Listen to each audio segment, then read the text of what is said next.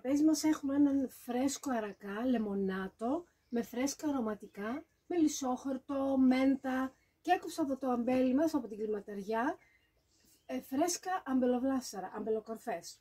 Και με αυτό το λεμονάτο το πιάτο θα συνδυάσω έναν ροδίτη από την περιοχή της Πελοποννήσου, από το Δήμο Αιγιαλίας. Έχει φρουτώδεις νότες ασπεριδοειδών και πιστεύω θα ταιριάξει πάρα πολύ με αυτό το πιάτο. Και το πιο ωραίο είναι ότι θα προσπαθήσω να το ανοίξω μόνη μου. Και τώρα μεγάλη στιγμή,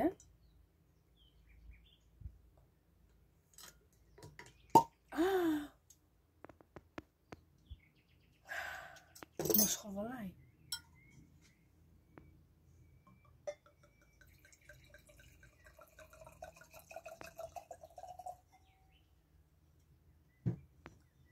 Έχει ένα πολύ δροσερό αρώμα.